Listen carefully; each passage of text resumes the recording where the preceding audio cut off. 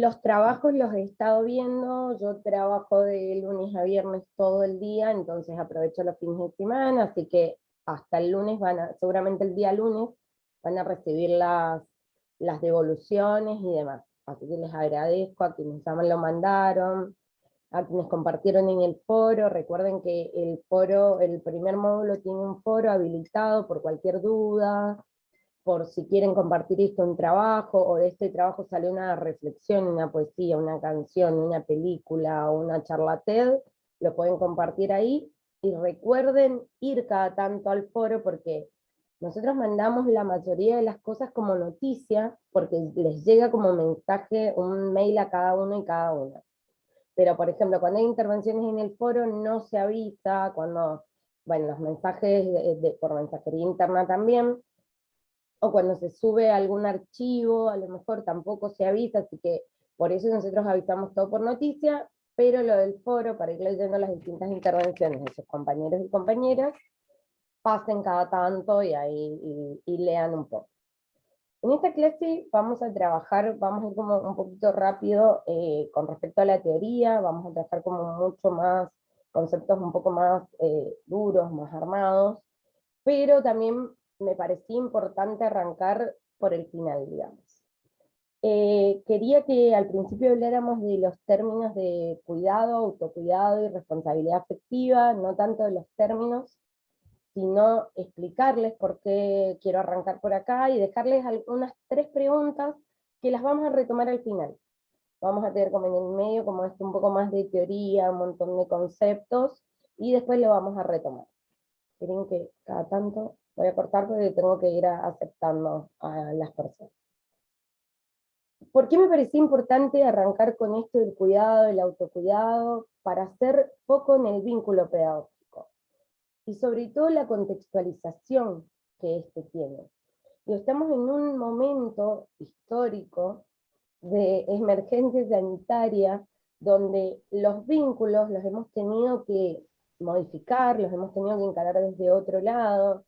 La mayoría acá, la mayoría no, todos y todas, educadores, educadoras, la mayoría en práctica, digo, trabajamos, y tenemos esta realidad dentro del espacio áulico que tiene que ver o con una virtualidad 100%, o con la bimodalidad, que mitad virtual, mitad presencial, y encima, cuando hay presencialidad, está esto de la presencialidad cuidada, de no nos podemos acercar, no nos podemos sacar el barbijo, la ventilación cruzada, el invierno. Y por otro lado, también está el distanciamiento social. Distanciamiento social digo con los vínculos en general. No nos podemos juntar con nuestros compañeros y compañeras de trabajo, no podemos juntar con nuestros amigos, amigas, familia. Estamos en una situación particular en cuanto a la afectividad. Entonces, el primer interrogante que me surgía a mí al empezar a armar la clase y empezar a estructurarla, es esto de cómo se puede entender la afectividad como prioridad, aún cuando nos estamos vinculando de manera online. Cuando hemos aprendido una afectividad que tiene que ver a lo mejor con un contacto, con un vernos, con algo más presencial, y de repente el año pasado se nos abrió todo un mundo de la virtualidad, donde tuvimos que encontrar la manera de llegar, encontrar la manera de vincular. Me parecía importante, y por eso hablar de algunas herramientas que proponemos de la educación humanizadora y que tienen que ver con la afectividad. No recuerdo si Marcela hablaba la clase anterior, alguna de las chicas, hablaba la clase anterior sobre el tema del cuidado y el autocuidado también de los y las docentes. Entonces un poco, si era Marcela, un poco proponer esto, ¿no? Que todo lo que trabajemos hoy, que tiene que ver más con la afectividad, porque este es el módulo de afectividad, de atmósferas emotivas en el aprendizaje, que lo podamos también pasar por el propio cuerpo. Esa es como la invitación de todo el postítulo. Es imposible entender un espacio de enseñanza-aprendizaje que sea significativo sin entender el concepto de que quienes formamos parte del espacio somos seres humanos. Y eso nos incluye a los y las docentes. A las preguntas que yo había, solo se las voy a decir por si se les ocurre algo y en algún momento se les viene alguna idea y quieren compartirlo, al final lo vamos a retomar y lo vamos a charlar entre todos y todas. Primero, ¿qué es cuidar? cómo se define el cuidar. Por otro lado, ¿quién cuida al que cuida? Y la tercera pregunta es si se aprende a cuidar, y por lo tanto, si se puede enseñar a cuidar.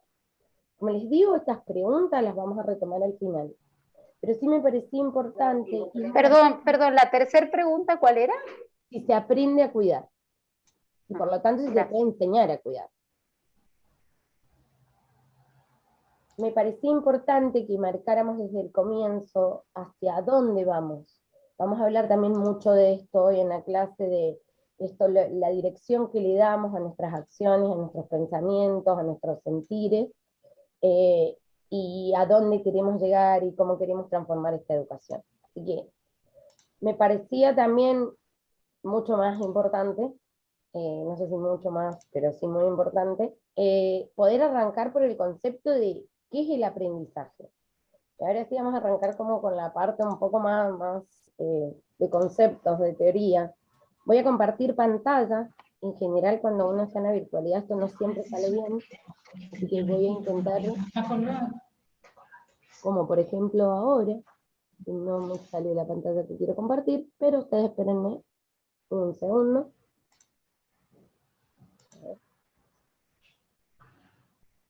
Me deja compartir. Nunca sale bien esto en la virtualidad. Ahí está. Yo hice, avísenme, Marce, María, si me pueden hacer señas, si lo están viendo, ustedes dos son las que veo. Ahora lo abro igual, pero están viendo mi pantalla, ¿no? Perfecto. Aquí. Muy bien. Bueno, como les decía, este es el módulo de afectividad y atmósferas emotivas en el aprendizaje, y arrancar con el concepto de aprendizaje. Concepto de aprendizaje es que es el proceso de registro, elaboración y transmisión de datos. Esto se da por impulsos internos del psiquismo. No sé si leyeron la bibliografía obligatoria que subimos. Hay una parte que explica el funcionamiento del psiquismo, que es bastante interesante porque explica cómo se da a nivel interno todo lo que tiene que ver con el aprendizaje y las distintas respuestas de nuestros centros de respuesta. Como les decía, el aprendizaje se da por impulsos internos en el psiquismo. Cuando se provoca la percepción, este impulso se desdobla. Por un lado, es percibido por la conciencia, que es la que estructura la imagen. Hay un ejemplo de un escritorio con distintas cosas. Si quieren ahí ya lo volvemos a repasar para quien no lo leyó. Primero se estructura esta imagen y después también este impulso llega a la memoria, que es donde se graba. Cuando se dispara esta imagen, se produce la respuesta por los distintos centros de respuesta. Hay un cuadro como bastante fácil de entender, que tiene que ver con esto de los sentidos como estímulos externos o internos que producen una respuesta, entonces ahí se desdobla. Primero se genera esta estructura de la imagen en la conciencia, que luego coteja la información con lo que tenemos almacenado en nuestra memoria. ¿Para qué sirve grabar y para qué sirve memorizar estos aprendizajes? Para ahorro de energía. Digamos, yo hoy veo, no sé, lo primero que tengo acá, una botella. Yo hoy veo, mi conciencia estructura la imagen de que esto es una botella. La próxima vez que yo veo una botella arriba de la mesa, directamente lo coteja con los datos que yo ya tengo en mi memoria. ¿De acuerdo con esto que les estoy diciendo? Este proceso de aprendizaje no es algo pasivo. Siempre requiere la puesta en marcha de los centros de respuesta. Los centros de respuesta pueden ser vegetativo, motriz. Digo, si mi idea es, tengo que ir a agarrar la botella que está arriba de la mesa, lo primero que voy a hacer es percibir, veo la botella, la reconozco como tal, y ahí genero una respuesta del centro de respuestas para que yo desde lo motriz estire la mano y tome la botella. Este mismo aprendizaje va modificando los comportamientos de los seres humanos, que a través de los aciertos y los errores van generando toda esta grabación y aprendizajes más significativos. Me parecía importante remarcar esto a través de los aciertos y los errores. Y los errores son parte, espere que está entrando una compañera, son parte del proceso de aprendizaje. porque tanto los errores como los aciertos van generando el caminito para. Entonces yo quiero esto, agarrar la botella, y bueno, voy a tener algunos intentos, a lo mejor es mucho más rápido cuando son respuestas más motrices y cosas más desde lo cotidiano. Pero cuando hay aprendizajes, no sé, en matemáticas. Bueno, ¿cómo despejo la X? Me equivocaré un montón de veces para ir descubriendo cuál es el camino para generar este aprendizaje significativo. Esta incorporación de los nuevos conocimientos, habilidades, destrezas, conductas, como les decía, implica un cambio en el comportamiento de las personas. Esto se va grabando y se puede aplicar luego a nuevas situaciones y se genera este ahorro de energía. Voy mucho más rápido, entonces me equivoco. Ay, no sé qué es lo que... ¿Están pudiendo ver la imagen? Me sale un cartel como que no. Marce, estás pudiendo ver mi pantalla, ¿no? Sí, Noelia, sí se puede ver. Gracias. Le pregunto a Marce, porque es la que veo ahí en la pantalla. Gracias, Gaby. Porque me salió un cartel como que no se estaba pudiendo. Bueno. Sí, yo te voy marcando con las ceñitas. Dale, perfecto. Ustedes me avisan, igual que cosa, si no, abre el micrófono y me avisan y me interrumpen, no hay problema. Como les decía, estos aprendizajes van modificando el comportamiento de las personas que participan de este proceso y los llevan a poder a tener una mejor adaptación al mundo.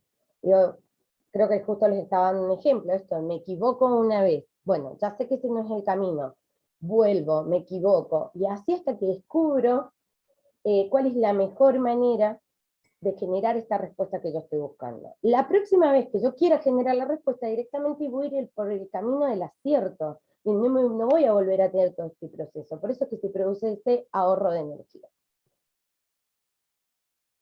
También otra cosa que me parece muy importante, y sobre todo para este módulo, igual lo vamos a ver durante toda la actualización, es el papel que juega la afectividad y la emotividad al momento de la grabación de todos estos aprendizajes. Mientras más agradable sea el ambiente donde yo aprendo, mejor memorización y aprendizaje voy a tener. Entonces, para poder grabar todos estos aprendizajes es necesario que estemos en un ambiente cálido, un ambiente donde se acepte el error, porque si el error es castigado, por ejemplo, probablemente me ponga tan nerviosa y no logre este caminito del acierto. También, bueno, comentarles que para nosotros y nosotras el aprendizaje es el eje central de los procesos en los espacios educativos. ¿Qué significa esto? Y acá es donde viene siempre la parte polémica. El aprendizaje, el sujeto que aprende, es mucho más importante que la enseñanza. Eso significa que el sujeto que aprende es mucho más importante, y ya voy a extender la explicación sobre esto, que quien enseña. No es más importante a nivel ser humano, y somos todos y todas importantes quienes participamos de los espacios educativos. ¿Qué es importante? Que al momento de planificar las actividades y las propuestas que yo voy a tener en los espacios áulicos, la educación se base, la planificación se base en el sujeto de derecho que está aprendiendo. Y esto no tiene que ver con una personalización. No es decir, no, Noelia, no se tiene que basar en vos. Digo, no, el sistema empuja a que nosotros tengamos los espacios, que tengamos espacios educativos donde el eje central está puesto en el adulto o la adulta. Recordaba ahora una experiencia de mi formación, vamos a ir como hablando de algunos conceptos y vamos a volver con las experiencias, en algún momento vamos a abrir micrófonos. Mi experiencia de mi formación docente. Cuando hice las residencias, yo soy profesora de nivel inicial, hice las residencias en sala de 4, la segunda mitad del año, me estaba a punto de recibir, estresada, y los recuerdos que tengo de mis residencias es haber llorado todos los días en mi casa, del cansancio, y de que no llegaba, y que sentía que la actividad no iba a servir, porque nuestra profesora nos decía que ella cuando iba a evaluarnos, nos iba a evaluar si el grupo respondía. ¿Qué significaba que el grupo respondía? Que el grupo estuviese callado, escuchándonos, Estamos hablando de niños, niñas en sala de 4. Quienes sean maestras de nivel inicial o quienes hayan tenido hijos, sobrinos, saben lo que es un niño de sala de 4 que habla, se expresa, muchas veces incluso uno le propone una actividad y te la cambian en el momento. El día que va a verme la profesora, yo había llevado de propuesta de actividad una germinación. No me sale, frascos de vidrio, cosas que, de estas malas prácticas que también una después aprende, si sale de 4, se te cae el frasco de vidrio, se lastiman, no importa, frasco de vidrio, porque cada uno. Entra la profesora y yo empiezo a decir, sí porque, sí porque para la germinación necesitamos algodón, semillas, recuerdo que me había olvidado el algodón. Colapsé en ese momento. Entonces, no sabía qué hacer, la seño a cargo de la sala se levanta, se va a otra sala y vuelve al minuto y me dice, seño, te olvidaste este algodón en la otra sala. Yo no había llevado algodón. O sea que era la seño que se había dado cuenta que yo me lo había olvidado y quería tapar como ese agujero. Con esta idea de que la respuesta del grupo tenía que ser silencio y felicidad por estar haciendo una germinación, más allá de la situación particular que tuviese cada niño o niña, si la noche anterior hubo problemas en la casa, si no sé, hubo un tiroteo en el barrio que vivían, o ese día no se había levantado de buen humor, ellos tenían que estar felices haciendo una germinación porque era eso lo que me valía. Cuando arranqué las prácticas, se me ocurrió un recurso casi de adoctrinamiento, que era la canción esa, si tú tienes muchas ganas de aplaudir, y terminaba con, si tú tienes muchas ganas de hacer silencio. Entonces cada vez que los niños y niñas empezaban a hablar, yo los adoctrinaba con esto de, si tú tienes muchas ganas de aplaudir, entonces era, para la germinación necesitamos algodón, si tú tienes muchas ganas, cantábamos, todos hacían silencio. Digo, hoy lo pienso y lo evalúo desde la experiencia, y hoy es mucho más fácil evaluar desde la experiencia y con el diario del lunes. Digo, el adultocentrismo que había en esa planificación. Una docente de práctica diciendo que la respuesta a un niño de sala de 4 tenía que ser el silencio y tenía que estar contento con la actividad que yo proponía, más allá de si le gustaba o no. Digo, y el adultocentrismo que yo tenía, de esto de yo vengo a darles conocimiento, yo vengo a enseñarles cómo hacer una germinación. ¿Por qué no hace silencio? Porque a lo mejor no le interesa. Entonces, poder desadultocentrar todas nuestras prácticas educativas. Poder generar espacios donde se habilite un intercambio, donde se habilite la posibilidad del error como parte del proceso de aprendizaje. Y cuando yo genero un espacio áulico, un espacio de presencialidad o de virtualidad, donde uno levante la mano y se equivoca y le digo, no, no es esa la respuesta, pero vas muy bien, gracias por animarte, o no, mirá, fíjate, buscá, no te voy a dar yo la respuesta. Googleá, contame, a ver qué encontrás y lo vamos charlando. ¿O por qué creíste que era esa la respuesta? Cuando se habilitan ciertas cosas en los espacios áulicos, es distinta la grabación que hay. Cuando terminemos la clase les voy a compartir una nota de un diario que se llama Mi mamá me mima, mi cerebro crece, una cosa así, no lo recuerdo ahora bien al título, pero se los voy a compartir, y es un estudio que le hacen a algunos chicos, chicas, primero a temprana edad, entonces convocan a mamá e hijo, hija. Entonces los meten en una habitación y le dicen a la mamá, toma, vos atendés estos papeles y los tenés que llenar rapidísimo. Mientras al niño o niña lo ponen a hacer algo que implique alguna problemática. Entonces, que él no pueda resolver, obviamente. Entonces, cuando la mamá está llenando esto de los papeles, el niño o niña busca que la mamá lo ayude. Entonces empieza como mamá la empieza a distraer de su actividad. Las madres que pudieron generar una situación que no fuese estresante, del estilo de voy a dejar estos papeles unos minutos y te voy a prestar atención, o mirá, la mamá está ocupada, ya te ayudo. A los años, cuando los vuelven a convocar para el estudio, comprobaron que esos niños o niñas tenían mejor capacidad de grabación de los aprendizajes. En cambio, las mamás que en ese momento actuaron con impaciencia, o les gritaron, o les dijeron, mirá, no te puedo ayudar ahora porque estoy ocupada, después a los años, cuando se les hace esos estudios a esos niños o niñas, se comprueba que tenían menor capacidad de grabación del aprendizaje.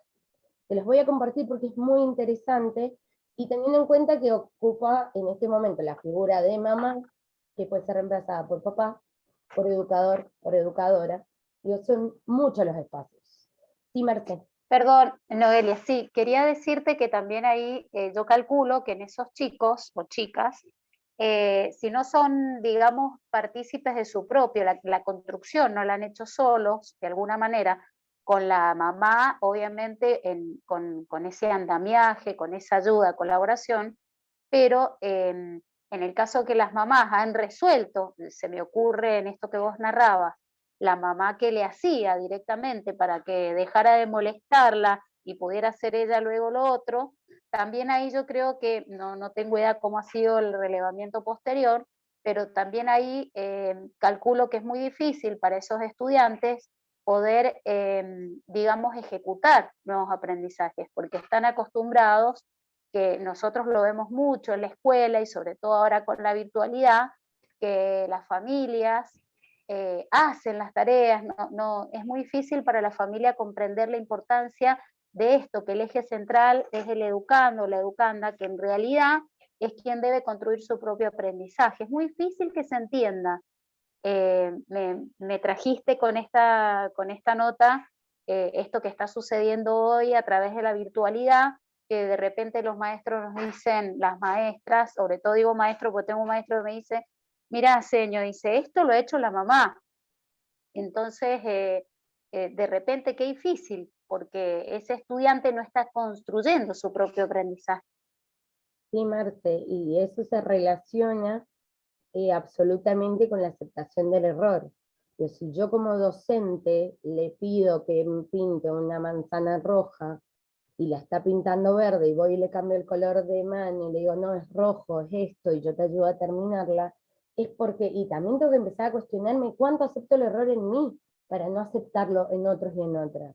Entonces, estas mamás, que también hay una situación particular, digo, el estrés, si tienen muchos niños, niñas, digo, que termine, no me está preocupando, solamente quiero que pases de año, sea como sea.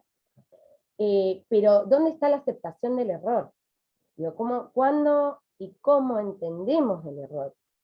Si yo no acepto mis propios errores y no logro hacer de eso una manera de construir nuevos aprendizajes, probablemente no lo acepten otros y otras. Y eso se refleja, eso se proyecta en los hijos, hijas, en los y las estudiantes, digo, en mis compañeros y compañeras de trabajo, que no hacen algo y me frustra porque yo lo hubiese hecho mejor, porque el telón para el acto yo lo pinto más bonito. Digo, entonces, es por eso un poco al principio les decía esto de que, de poder entender que todo esto, esperen que me sale que tengo 10 personas para aceptar, entonces voy a tener que dejar de compartir un minuto. Acá. A ver. No, tengo solo una, y ahí está, ahí la acepto. Bueno, entonces poder entender esto como parte del proceso de aprendizaje. Ya lo vamos a hablar también, cómo nos tratamos, voy a ir como adelantando algunas cosas. ¿Cómo nos tratamos en los procesos de enseñanza-aprendizaje? A ver, ahí estamos. Y cómo nos tratamos a nosotros y a nosotras, y cómo tratamos al resto, ¿no? En esto, ¿cómo se enseña? ¿Y cómo nos enseñamos a nosotros y a nosotras? De nuevo, una compañera. Ahí estamos. Bien, vamos a continuar en esto, y me parecía importante esta gran pregunta. ¿Cuándo comienza el proceso de enseñanza-aprendizaje? No sé si alguna quiere compartir. ¿Cuándo arranca? No en edades, no si arranca a los 45 días, el primer día que nacemos, sino, digo, el proceso de enseñanza-aprendizaje como un hecho en sí. Si yo quiero enseñar la materia que sea, lo vas a separar en sílabas. el proceso histórico de los gobiernos en Argentina. ¿Cuándo comienza el proceso de enseñanza-aprendizaje? Gaby. Cuando la docente primero conoce a sus alumnos y se pone a planificar desde su casa, cuando visualiza qué actividades pueden tener mayor impacto en los chicos o mayor relevancia o pueden ser más de construcción de los aprendizajes. La Cuando institucionalizada. hago ese recorte. Eso es la institucionalizada, pero yo creo que hay otras instancias previas donde también se enseña y aprende. Exactamente. Gaby, con respecto a lo que vos decís, tiene que ver con cuándo empieza el proceso formal, digo, de planificación de los conceptos o los temas que voy a trabajar en el espacio áulico. Pero con respecto a lo que dice Juan, y Juan fue el que habló, los veo a todos en pequeñitos, tiene que ver con eso, el proceso de enseñanza-aprendizaje arranca mucho antes. Porque en el momento en el que yo escribí en el pizarrón, gobiernos de Argentina, algún niño o niña ya sabe lo que es Argentina. Y ya sabe lo que es gobierno, porque escena con, no sé si tiene el concepto de gobierno, digo, tiene una idea de lo que es. Porque escena con el noticiero y escucha que el gobierno nacional, que el gobierno provincial, que hicieron esto, que se enojó no sé quién, que salió a hablar no sé quién, toda la situación. Los conocimientos previos. Exactamente. Y no solo los conocimientos previos, sino la contextualización de esos conocimientos previos. Claro, por eso yo me refería a la primera instancia de conocimiento de los alumnos, a eso quise hacer referencia. Cuando yo ya sé qué tipo de alumnos tengo, si tengo por ahí unos alumnos que tienen un perfil determinado, a eso me refería con el recorte de actividades. Cuando yo conocía a mis alumnos podía generar un recorte de actividades propicio. Sí, pero como para diferenciar, Gaby, eso tiene que ver con la contextualización de tus prácticas. Vos estás entendiendo, y no está mal lo que estás diciendo, aparte nada está bien, está mal, desde la mirada docente. Pero para ese niño o niña, ¿cuándo empieza el proceso? Que ese niño o niña no tiene idea de que vos hiciste un recorte de actividades, no tiene idea de la planificación que vos trajiste, él cree que, no sé, que los globos que trajiste para armar un mundo de cartapesta fue, qué lindo lo que hoy la tengo, trajo globos para armar. Digo, no tiene idea de cuál es el proceso anterior, que no tiene que ver con el rol docente, a lo que voy. Tiene que ver con cuándo comienza este proceso donde los niños o niñas empiezan a adquirir este aprendizaje significativo. Un aprendizaje recortado, en eso sí coincido. Digo, yo quiero enseñarles el color azul. Digo, ¿cuándo empieza el conocimiento del color azul? También cuando hay un registro de vivencias previas, de experiencias. Y yo agarro y les digo, este es el color azul. Y el niño o niña repasa que, yo tengo la cama azul entonces. Mi buzo preferido es el azul. A mi papá me dijo el otro día que ese era su color preferido, así que a mi papá le gusta el azul. Digo, hay un montón, un bagaje, pero los y las docentes lo que tenemos que hacer en este caso es poder generar espacios donde exista esto de que los niños o niñas pueden traer sus propias experiencias y pueden traer sus propios pensamientos sobre este proceso de enseñanza-aprendizaje. Como hablábamos antes, el proceso de aprender no es un proceso pasivo. Hay un montón de grabaciones previas, y tiene que ver con esto, Gaby, que vos decías que hacemos los y las docentes en general al principio de año, o al principio de cada vez que vamos a dar un nuevo tema, que es indagar todos los conocimientos previos. Pero no nos tenemos que olvidar también de la contextualización que cada uno y cada una hace de esos conocimientos previos. Porque el suponer que todos y todas saben cuál es el color azul, está mal, porque ni siquiera podemos demostrar que yo veo el azul de la misma manera que lo ven ustedes. Entonces, Noelia, una pregunta. Sí, Marcela. Vos hablas de cuándo comienza el proceso de enseñanza-aprendizaje, volviendo a esta pregunta que has puesto en pantalla. ¿Te referís, digamos, en la vida del ser humano cuándo comienza? ¿A eso te estabas refiriendo? Por eso haces alusión a esto que Gabriela dice, que tiene que ver ya desde, digamos, lo que ella explica, que yo la verdad que me parece perfecto, porque ella está hablando desde su rol de docente cuando inicia. Pero en esto que vos estás haciendo alusiones en sí, en la persona, en el ser humano, ¿cuándo comienza? Que sería en realidad cuando se encuentra en este contexto inmediato, en este contexto familiar, sea cual sea su conformación familiar, y comienza en esa interacción, a ese proceso de enseñanza-aprendizaje, ¿te referís? A cualquier concepto de enseñanza-aprendizaje, Marce. No solo porque incluso, por eso hablaba previamente y me pareció interesante hablar de esto de corrernos del rol docente y entenderlo como facilitadores y habilitadores de estos aprendizajes. Digo, cuando hablo de educadores y educadoras, puede ser en tu rol, no sé, tu rol, no, el rol de alguien como mamá, o el rol de tía, o el rol de docente. Entendiendo el proceso de enseñanza-aprendizaje desde la mirada del ser humano. Digo, incluso en estos espacios áulicos, nosotros docentes, ya vamos a hablar igual del rol docente, por eso le hacía la diferenciación a Gaby entre lo que estábamos planteando, entre lo que estaba planteando con la pregunta, y por ahí lo que ella decía que tiene que ver con la mirada docente. Pero ahí no arranca el proceso de enseñanza. Sí, a lo mejor, Paola, no sé si querés hablar, me parece que sí, ya te dejo. Sí, el proceso de enseñanza-aprendizaje arranca con todo esto previo, con todas estas experiencias que tenemos como seres humanos previamente. Como para llegar un poco, y ahí te dejo hablar, Pau, a lo que quería más o menos llegar es al tema de esto de que no nos genere interés aquello que no conocemos. Por eso empecé a hablar un poco también del color azul, dejo esa idea como para después continuar desde ahí. Pau, te escucho. Hola, buen día a todos.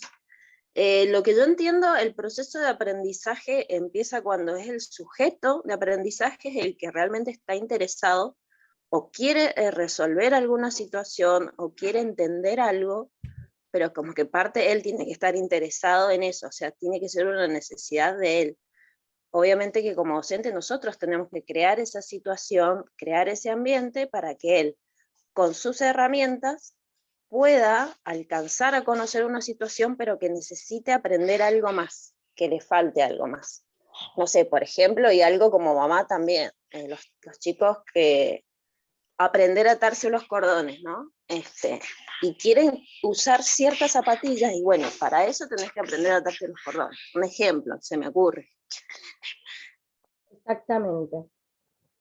Muy bien, o sea, muy bien, Pau, que lo pudiste poner en palabras, esto de generar un interés que era casualmente lo que yo quería llegar. Por eso cuando hablaba de esto, de cuando comienza el proceso de enseñanza-aprendizaje, no solo tiene que ver con lo que ya hemos aprendido, sino con lo que nos interesa. Y ese proceso es como mucho más amplio que la idea de la planificación y el armado de clases, el recorte. Sí, Gaby, en esto de preguntarles qué conocen, pero también lo que no nos enseñaron por ahí en la formación docente, tiene que ver con qué les interesa. Digo, hay temas que son obligatorios absolutamente, los tenemos que rever la mayoría. Pero también preguntar cuál es el interés. Y desde ahí arranca el proceso de enseñanza-aprendizaje. Después del rol de educadores y educadoras, incluso arranca antes, arranca desde el momento en que te empezaste a formar, y te formaste y tenés tus conocimientos, y sabés cómo planificar, y sabés cómo indagar, por ejemplo, a los chicos y chicas, que no es lo mismo que alguien que no tiene esta información, esta formación pedagógica. Y es muchísimo más amplia, pero también tiene que ver con el proceso de enseñanza-aprendizaje, Gaby, solamente que desde una mirada más desde el rol docente e institucional. Eso como para aclarar lo que estábamos hablando. Como para continuar, esto que les decía de que no nos genera interés aquello que no conocemos. Si yo, por ejemplo, les dijera ahora, sin que ninguno agarre el celular, ni googlee, ni nada, ¿qué temperatura hay en este momento en Australia? ¿Alguien lo sabe? ¿No? Yo tampoco. Pero está Están en invierno, eso seguro. Eso seguro. Yo lo supe hace poco. Muy mal, me fue muy mal en geografía, yo pensé que estaban en verano. Y una amiga se mudó a Australia, por eso elegí este ejemplo. Y le dije, claro, usted que está en verano. Y me dijo, no, no, estamos en invierno. O sea, es lo mismo, estamos como en el mismo hemisferio. Nadie sabe la temperatura en Australia, porque en realidad no es un dato que nos sume en este momento. Digo, no. En todo caso, se levantaron en la mañana y googlearon cómo iba a estar el clima hoy acá en Mendoza, en los lugares Tunuyán, en Luján. Pueden haber googleado, no sé, esto. A lo mejor ahora se metieron y googlearon si Australia estaba en invierno o estaba en verano. Si tenemos la posibilidad de acceder a la temperatura que hay en Australia, ¿por qué en realidad no lo sabemos? ¿Alguien tiene una respuesta? Porque no nos interesa. Exactamente. Esto suele pasar mucho y sale sobre todo cuando se trabaja la temática de la ESI y el embarazo adolescente.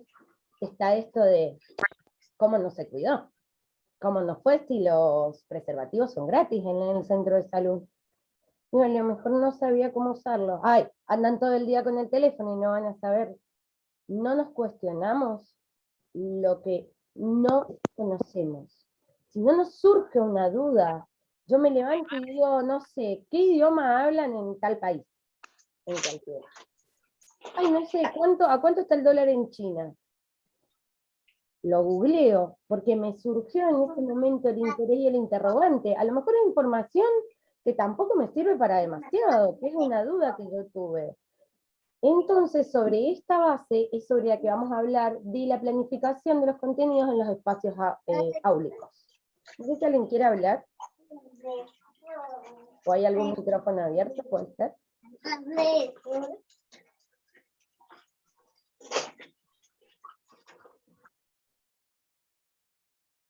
Bueno, escuchaba ahí.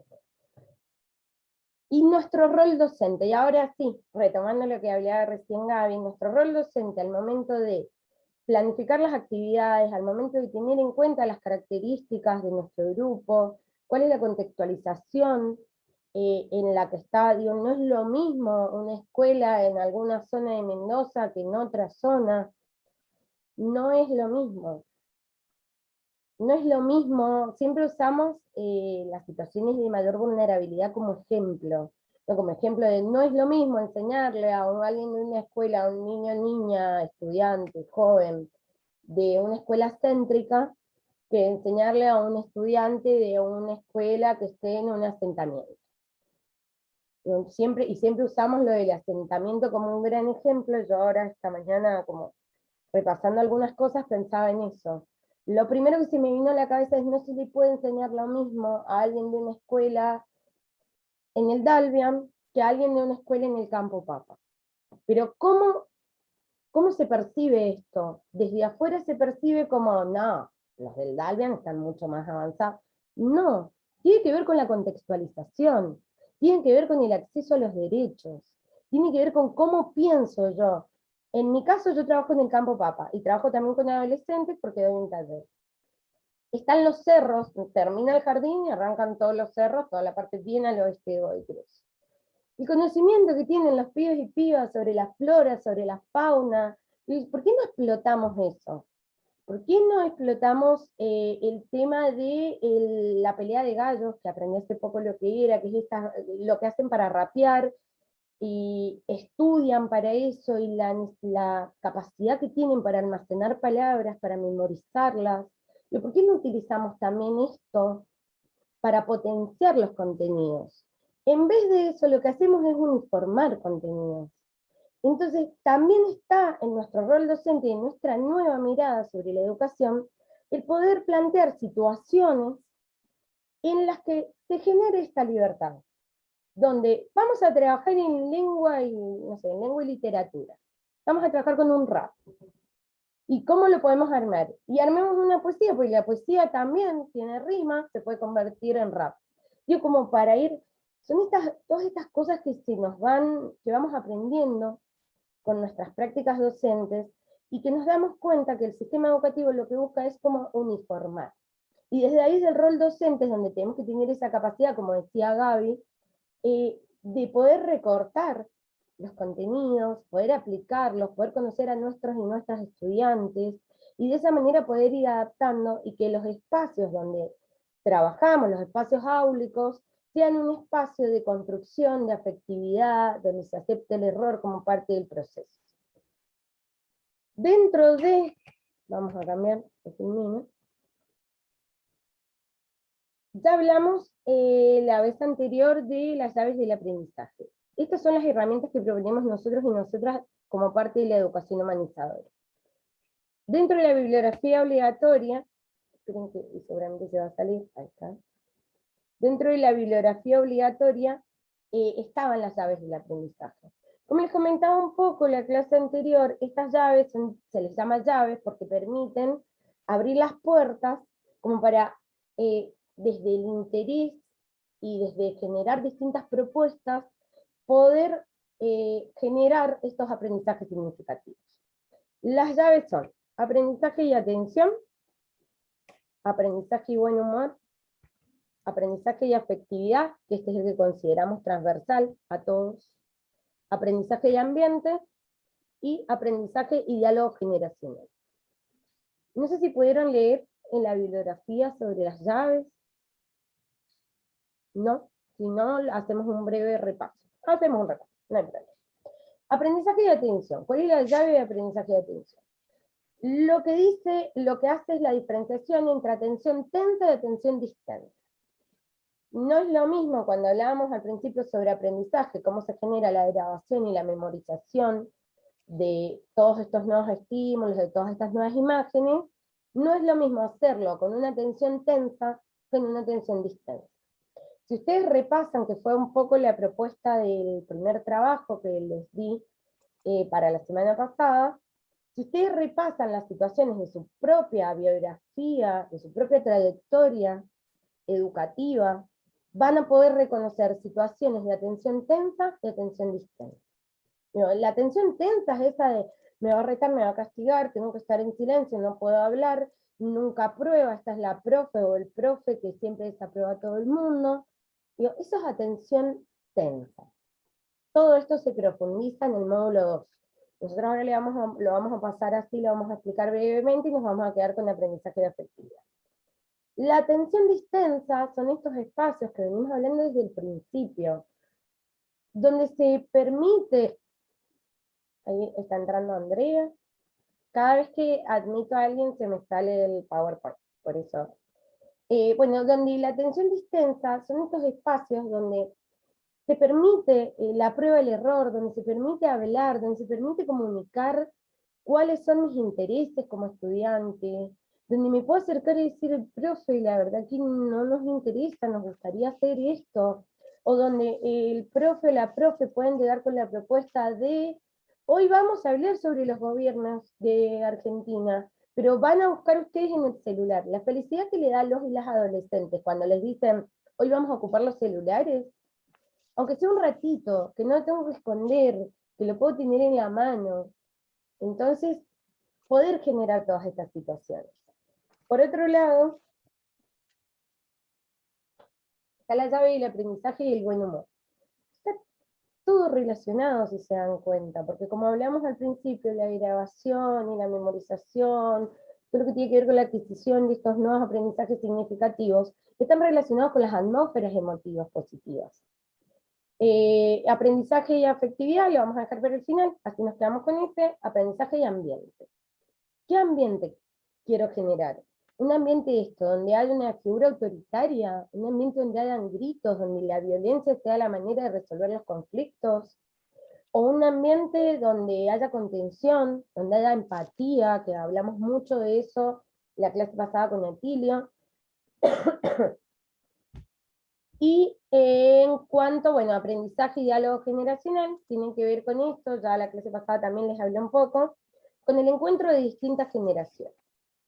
La formación de la escuela tradicional, y la formación en la que la mayoría de nosotros nos formamos como docentes, tiene que ver con esto de un poco el docente como iluminador, que viene a dar toda su sabiduría a esos pibes, pibas, chicos, chicas, niños, niñas, jóvenes, que no saben nada y por eso tienen que hacer silencio. Entonces esta figura del docente, esta figura como de que, ay, en mi época cuando entraba la maestra nos quedábamos todos callados, no le decíamos que no.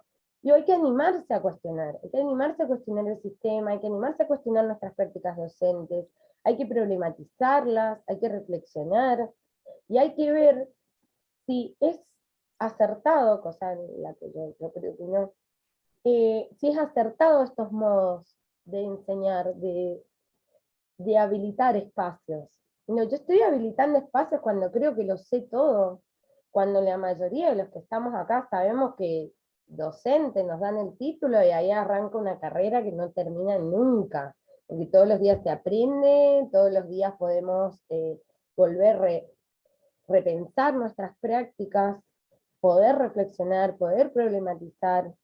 Así que, bueno, en el diálogo, volviendo como a eso, y en este diálogo generacional que se produce, es donde habilitamos los espacios para que este sujeto de derechos que se encuentra en el espacio áulico pueda relacionarse con otras generaciones, pueda haber un intercambio, pueda haber una retroalimentación, puede haber una construcción de contenidos de manera colectiva. Bueno, y aprendizaje de afectividad es lo que hemos venido trabajando hasta ahora. ¿Cuál es el rol que ocupa la afectividad en esto, en el proceso de generar aprendizajes significativos?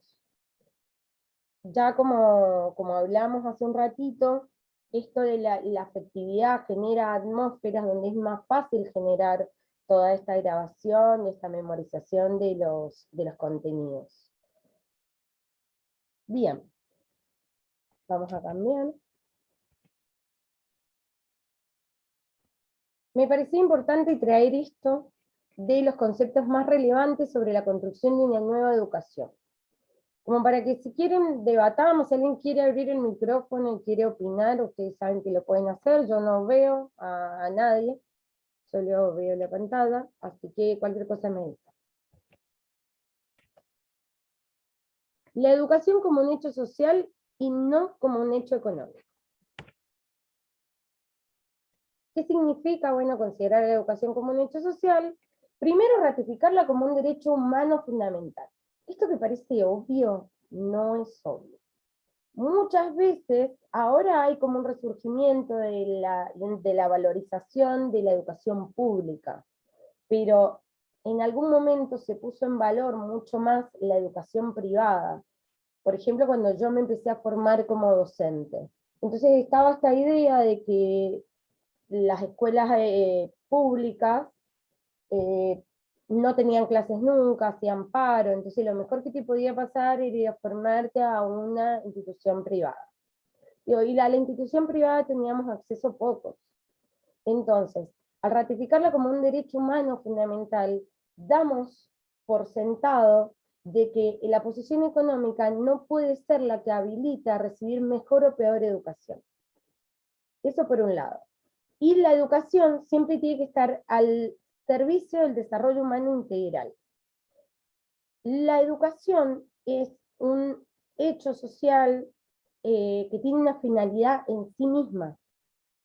No necesita de otras disciplinas para tener mayor valorización. Es decir, no podemos pensar a la educación como un hecho económico. La educación nunca tiene que tener como objetivo principal ser funcional al desarrollo económico de un sistema social. Sí, como una consecuencia de esto puede ser el desarrollo económico. Pero la educación es un hecho social que tiene que apuntar al desarrollo humano integral, es decir, no solo a la mirada de lo económico, del desarrollo económico. Entonces, como les digo, sí puede ser una consecuencia de este hecho social, de la educación como hecho social, una consecuencia que favorezca al sistema económico, pero nunca puede ser la finalidad de la misma. Por otro lado,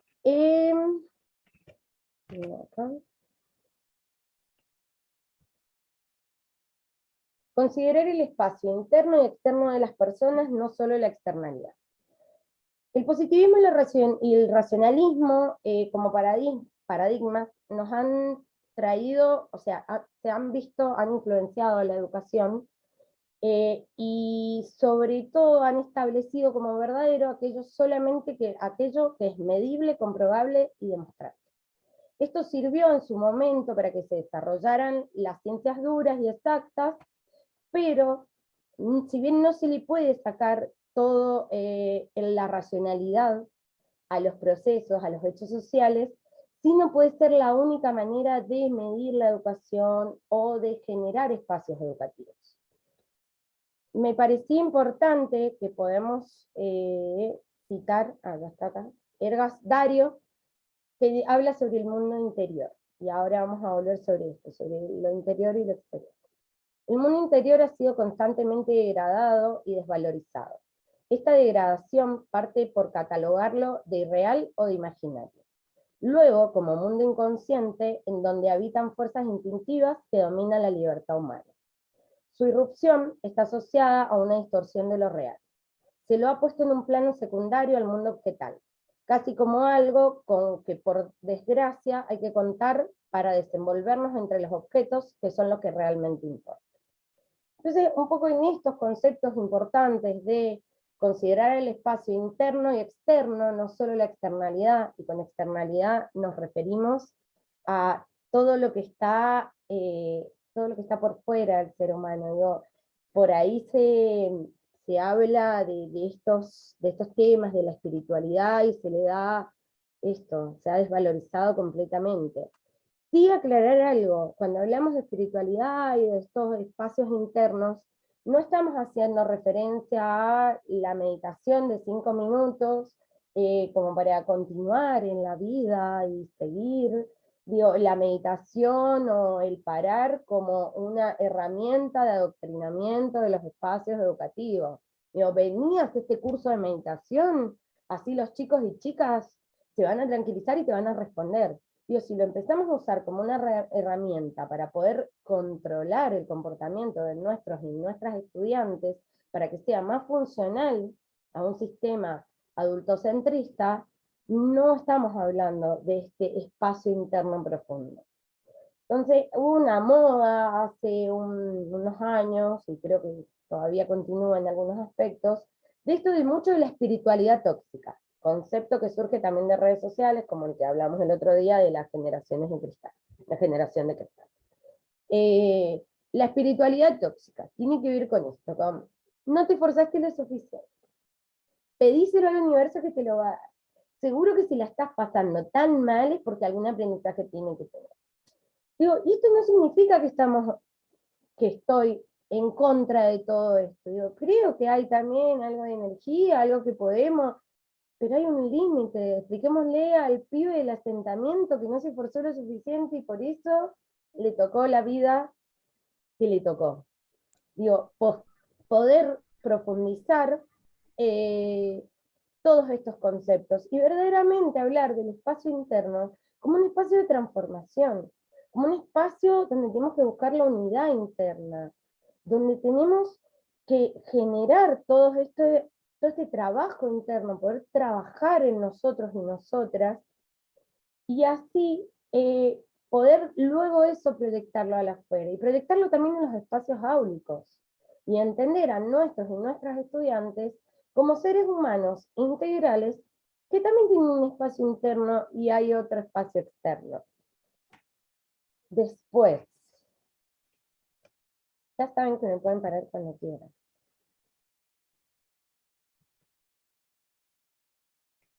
Bien, preparar para la transformación social y no para la conservación de lo existente. Me parecía súper importante este punto, porque la educación muchas veces es reproductora de lo que va pasando. Digo, vamos estudiando y vamos reproduciendo y demás. Eso no es conveniente, o sea, en ninguna época es conveniente. Digo, lo fue siempre reproductora, y menos hoy en día ser reproductora de todos estos hechos sociales. Lo que tiene que aportar es a la transformación social.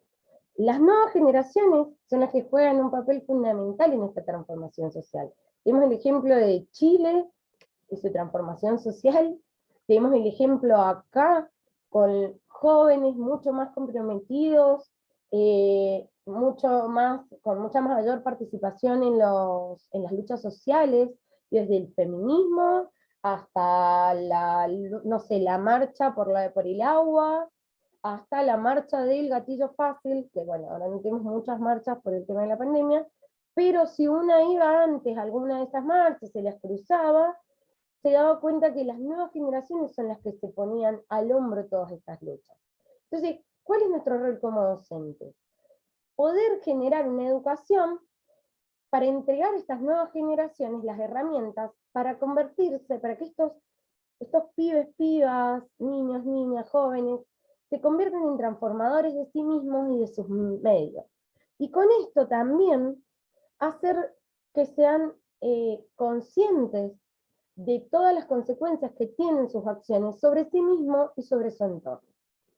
Entonces, poder empezar a generar espacios de desarrollo, de debate, donde consideremos a estos estudiantes como seres integrales y donde a la vez les podamos dar estas herramientas para la transformación social, para que sean protagonistas de todo esto. Bien.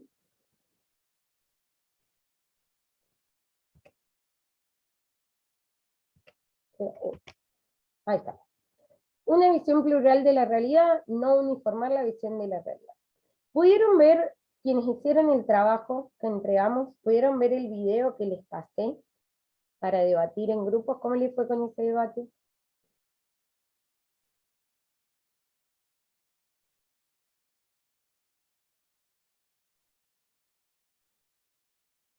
Bien, Juan. ¿Alguien que quiera comentar algo? ¿Pudieron ver el video? Sí, en nuestro grupo lo vimos y nos conectamos por WhatsApp y debatimos. Cada una tenía una mirada diferente porque una de las chicas era preceptora y lo pudo ver desde ese lugar. Yo soy docente de nivel inicial y otra chica también lo pudo ver desde el rol de madre. Entonces lo analizamos desde ese lugar. Gracias, Romina. Hola. Tavi.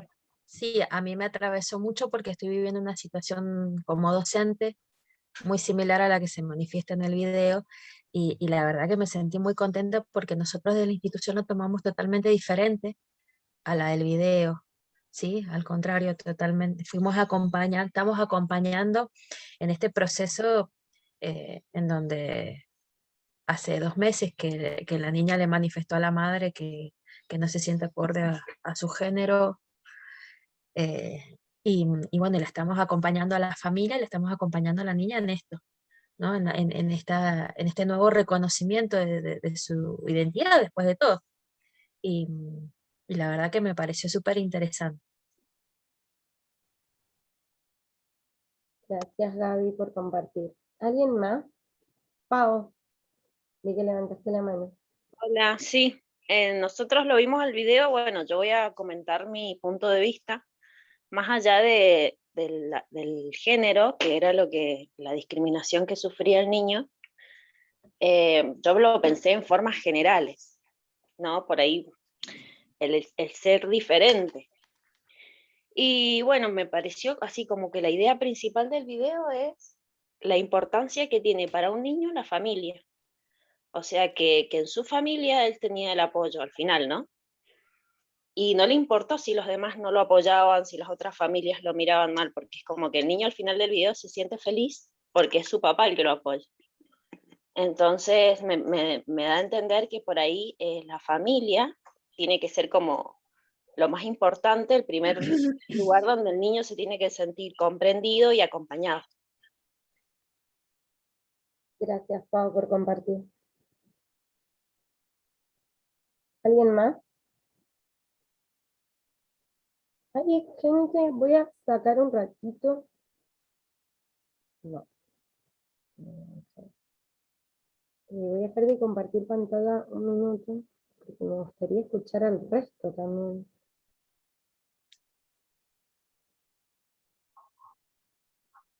No sé si alguien más quiere contarnos su experiencia. Estaría bueno él y la que puedan prender la cámara ahora que ya cerré el PowerPoint para que nos veamos y nos vayamos conociendo también.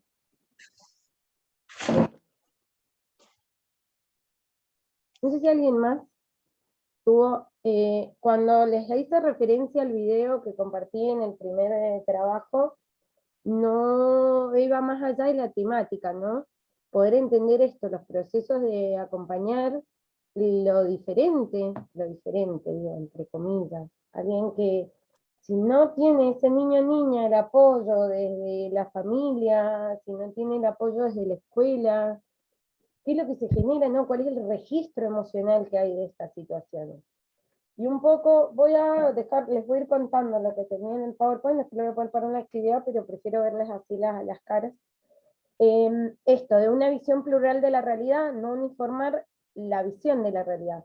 Las escuelas, los espacios educativos, son espacios donde se expresa la diversidad, donde las diversidades son tantas, desde esto, desde el contexto, desde la formación familiar.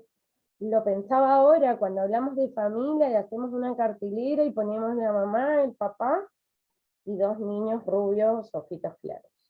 Digo, esa es la realidad. Yo puedo... Luli. Ay, perdón. Hola. Yo soy profe de secundaria, de primer año de la secundaria. Doy en un colegio religioso. Y hice una actividad sobre derechos humanos y les dije a los chicos que hicieran como un avatar que ellos eligieron que sea Martin Luther King, a Gandhi, bueno. Y la idea era un poco como que lo hicieron anónimo.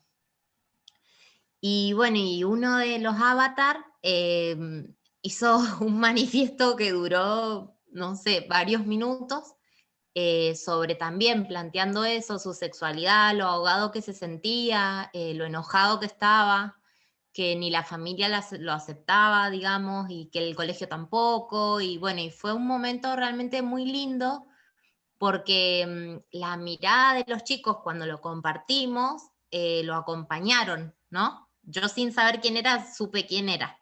Y a partir de ahí, como que también surgió en la escuela, que más allá de, digamos, de las creencias religiosas y bueno, y todo lo que implica, la idea era también esto, como dejar de ser tan rígidos, ¿no? Y de plantear temáticas así, que lo que había hecho era que el niño esté con un odio y una bronca tan pequeño, ¿no? Porque primer año de la secundaria son niños todavía, te dicen seño todavía. Y bueno, y eso, también creo que, igual que en la ESI, ¿no? Poder brindar también al principio, hasta que se logre la confianza, el anonimato también, ¿no? De que todos se animen a expresar cosas que a veces, que venimos por el miedo al castigo, por el miedo a algo que esté mal, a veces no se animan. Así que bueno, eso les quería contar. Gracias por compartir. Hola Noelia, ¿puedo hablar? Sí, Marcela, mira, había pedido la palabra María. Perfecto. Y después seguís vos. Dale. Simplemente para agregar que en el video, la primera situación que se da es que los padres no aceptan a su hijo con esas diferencias, digamos. Es tan importante que empecemos por casa, aceptando a nuestros hijos con todas las cosas positivas y negativas que tengan. Porque yo creo que todo surge, esa desilusión del chico, es que primero sus padres no lo aceptan. No sé si me están escuchando. Sí, te estamos escuchando. Bien. O sea, que me parece que la aceptación por casa, que tampoco es fácil algunos padres, y más cuando no son padres jóvenes. Por ahí ese es un factor que, bueno, hace el crecimiento intelectual y emocional del alumno. Nada más quería agregar eso. Gracias María por compartir. En cuanto a eso, solo un comentario y le dejo el espacio a Marcela. Qué importante la deconstrucción. Hablando particularmente de este tema, Igual el espíritu del video era como para que viéramos, justo en esta situación me pareció súper interesante el video, como para ver cómo nos atraviesa lo emocional, ¿no? En los espacios educativos, en la responsabilidad afectiva que hay que tener sobre esos niños, niñas y esos seres humanos que atravesamos, porque nosotros también, responsabilidad afectiva con nosotros y nosotras y con el resto de los y las estudiantes, de cómo podemos generar esto, un espacio con una mirada más plural, o un espacio que limite, que genere incomodidad, que no permita hacer. Entonces, la idea era reflexionar un poco también sobre eso. Marcela, no sé si querías hablar. Sí, bueno, yo quería comentar que la escuela en la cual era directora hasta el último día de febrero, ahora me trasladé a otra. En esa escuela, yo cuando llego, al poco tiempo aparece una tía que se hace cargo de unos estudiantes, que es una chica trans. Al comienzo es como que todos como cómo lo manejas.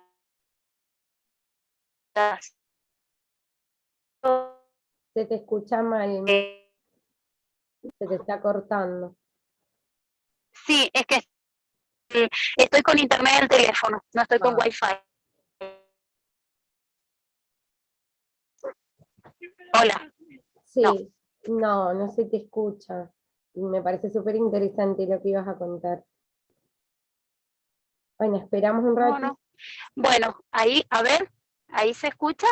Sí, ahí sí. Bien. La verdad que, bueno, para mí fue todo un aprendizaje. Lo primero que hice fue buscar capacitarme. Hice una diplomatura en sexualidad en la Universidad de Congreso, que eso me dio ciertas herramientas.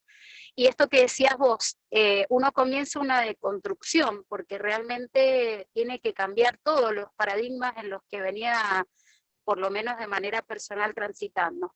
Y también me permitió posteriormente también darle lugar, que es lo que corresponde que haga una escuela, a un matrimonio igualitario, que había adoptado 3 niños y que en las diferentes escuelas por las que había ido, habían transitado buscando banco, no se los daban.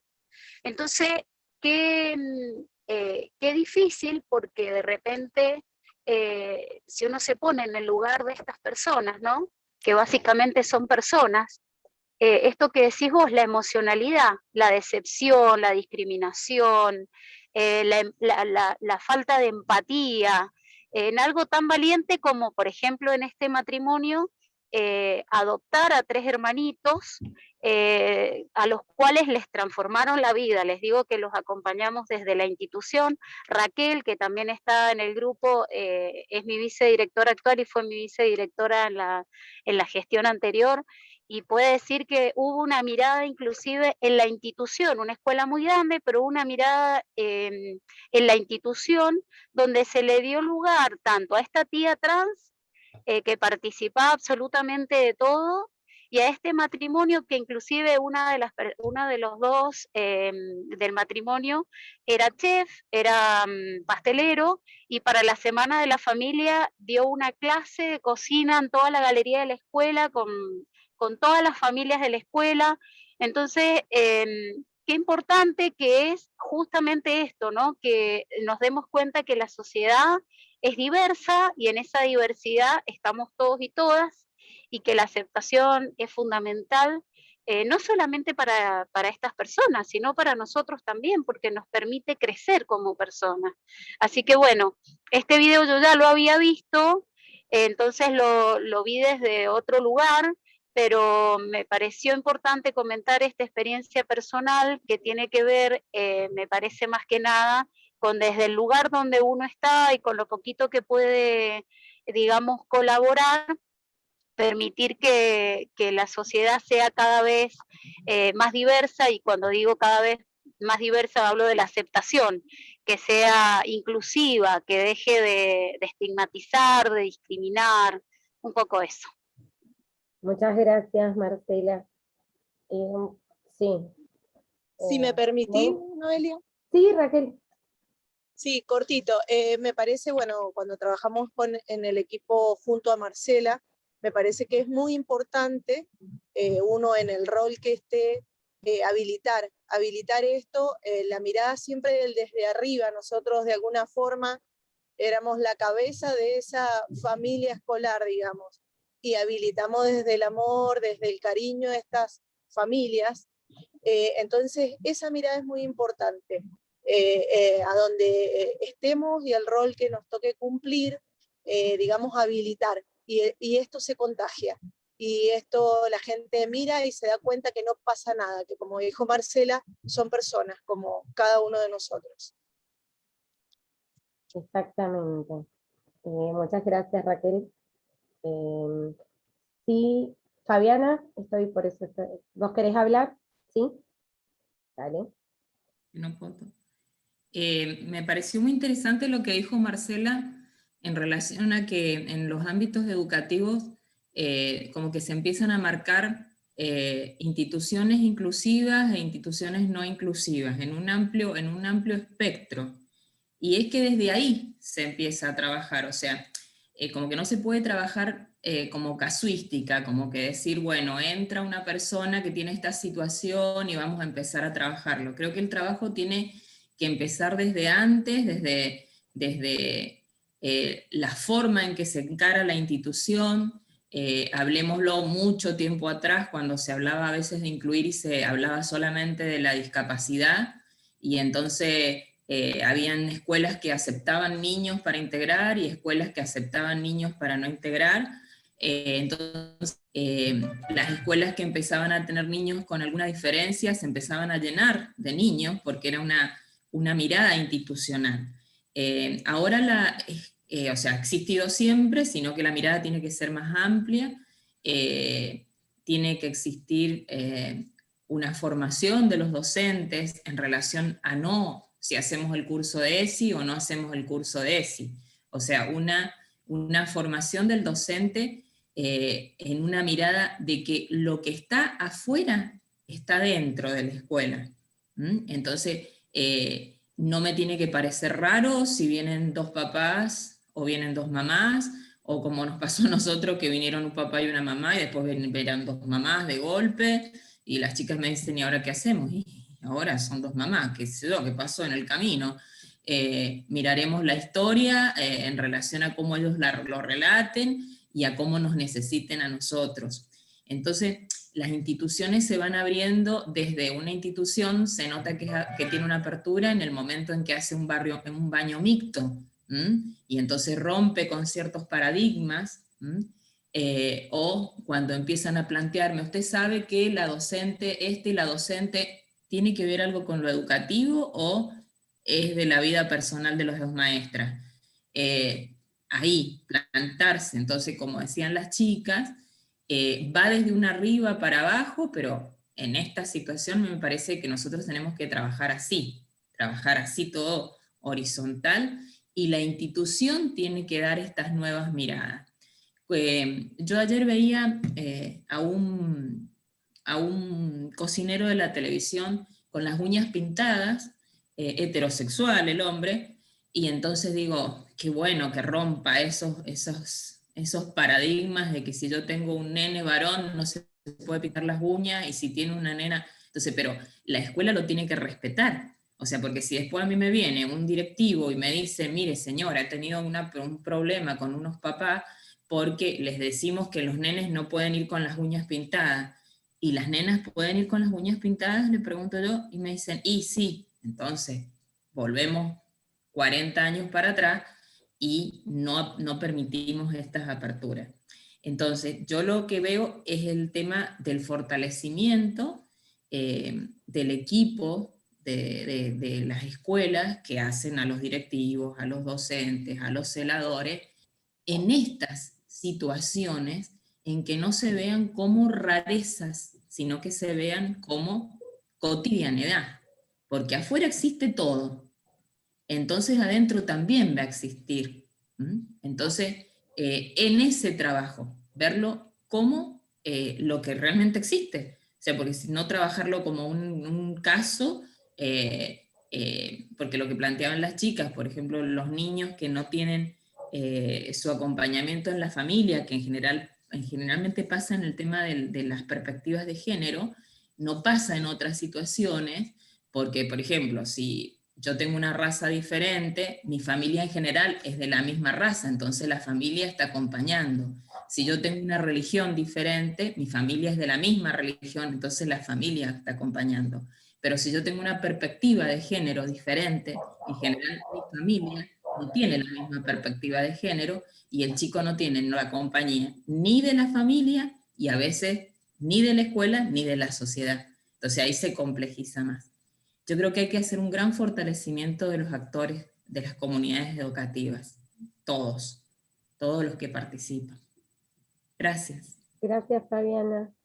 Creo que hay que empezar a pensar en los lineamientos institucionales, no solo en la manera en la que planificamos y entendemos las actividades y generamos estos espacios de debate y de construcción dentro de las aulas, sino a nivel institucional, y coincido mucho con Fabiana cuando dice esto de la horizontalidad.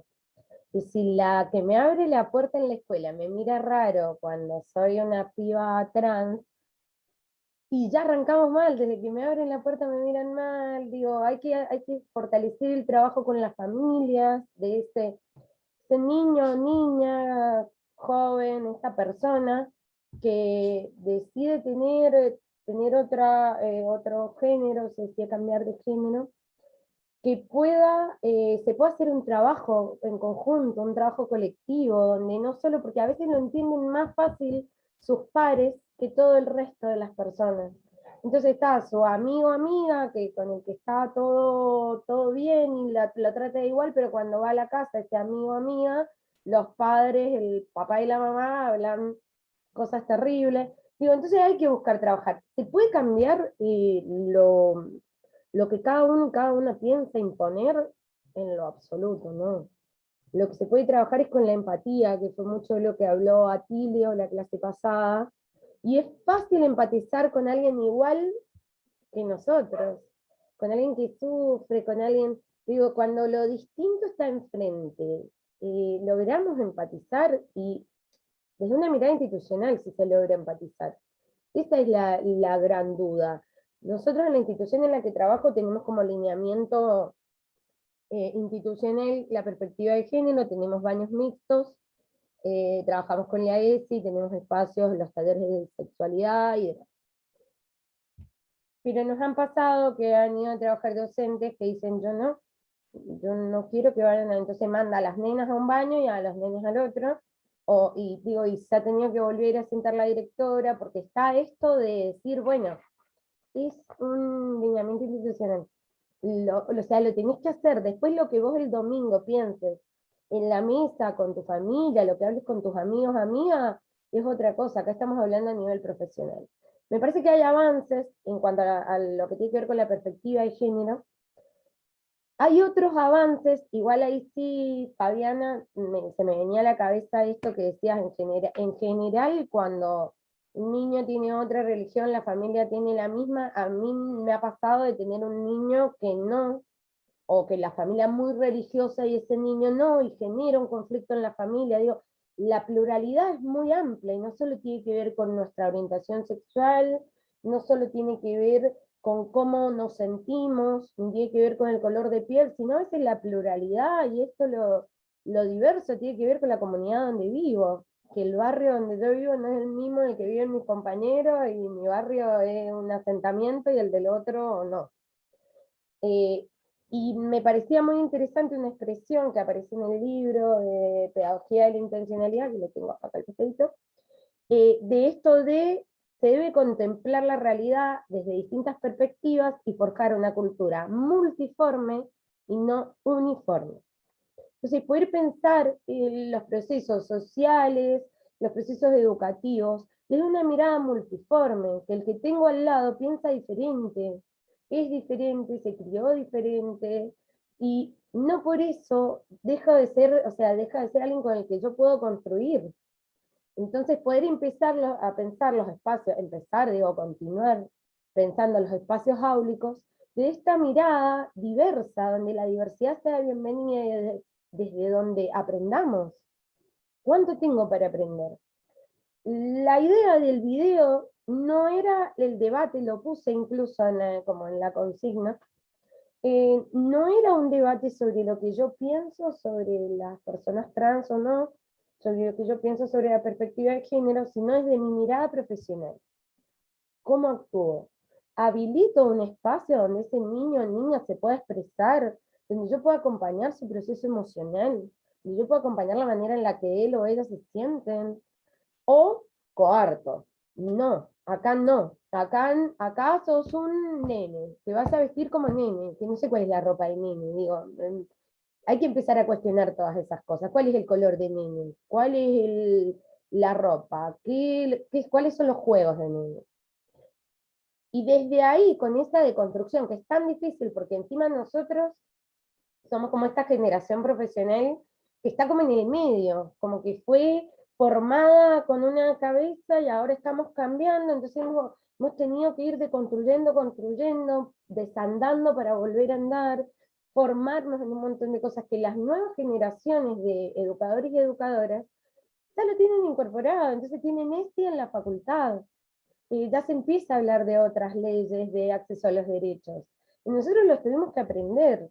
Y desde ahí la importancia de poder problematizar, reflexionar y intercambiar y reconstruir todo esto, ¿no?, en las prácticas educativas.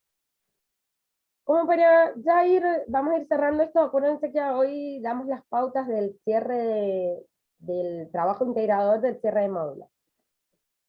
Siempre se debe partir profesionalmente, que todo individuo, sobre todo persona, al igual, voy a leer lo que están escribiendo es sobre todo persona, al igual que todos, y que cada uno tiene sus diferencias, pero como persona es un ser valioso. Exactamente. Muchas gracias por compartir. Como para ir cerrando todo esto, al principio hablábamos sobre el tema del cuidado y el autocuidado, ¿no?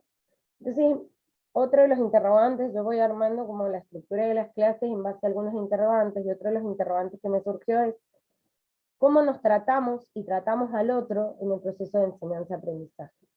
Pero sobre todo, cómo nos tratamos a nosotros y a nosotros. Con cuánto amor nos tratamos cuando al principio hablábamos también un poco de eso sobre el tema de los errores y los aciertos, cuánto amor le ponemos al trato a nosotros mismos cuando nos equivocamos, cuánta paciencia nos tenemos, y eso de alguna manera también nos va enseñando cómo tratar al otro y la otra en estos procesos.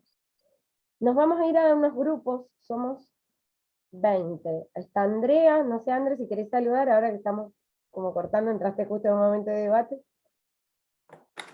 Hola a todos y todas, bueno, una alegría estar, disculpen que no pude empezar desde el inicio, estaba en otra clase de la universidad. Me parece, nada, solo comentar que me parece muy interesante al escucharlas lo que iban diciendo, ¿no? Fabiana, bueno, Laura, Marcela, y lo que viene presentando Noé, y creo que lo transversal a este tema es lo que nosotros ponemos como que es educar, ¿no? Que es habilitar. Y tiene que ver con esas condiciones de las que hablaba Noé, de las 5 llaves del aprendizaje, y que tiene que ver como educador, educadoras, cómo generamos esas condiciones para que se habilitara esta mirada, ¿no?, plural, multiforme, tenga esa posibilidad de ver la realidad no como, bueno, esto es así, no puede cambiar, sino justamente partir de la transformación y de esa intencionalidad. Por eso nuestra pedagogía es pedagogía de la intencionalidad. Es una conciencia activa que, bueno, solo estoy entrando como también en lo que vamos a ver en el módulo 2, que es donde yo voy a estar justamente en ese módulo con María de los Ángeles Curry, trabajando sobre y profundizando sobre estos temas. Pero son conceptos que está bueno que nos vayamos, ¿no?, como que vayan quedando con nosotros y con nosotras en esa copresencia, presentes, ¿no? Esto de habilitar, conciencia activa, paisaje de formación estuvo ahí, también me parece interesante, lo vamos viendo en otros módulos. Entonces, bueno, nada, muy rico el intercambio, y me parece eso de quedarnos con algunas palabras para retomar luego de las vacaciones, ¿no? del receso invernal. Así que bueno, eso. Gracias. No, de nada. Vamos a ir a los grupos, me parece interesante. Voy a armar grupos numerosos porque hay mucha gente sin cámara, que no sé si está, o sea, va a participar o no, entonces no está bueno quedar uno con 4 sin cámara. No sé si alguna vez han manejado en grupos en Zoom, pero les explico, en la mayoría de las clases, no sé si en la mayoría, pero en muchas clases, vamos a trabajar en los grupos. Yo ahora los pongo para armar, les va a salir, para quien nunca lo ha hecho, le explico, le va a salir como un enlace. Todo lo que pasa en los grupos no queda grabado, igual que lo que queda grabado lo de acá, entonces yo lo paro, que incluso ahora mismo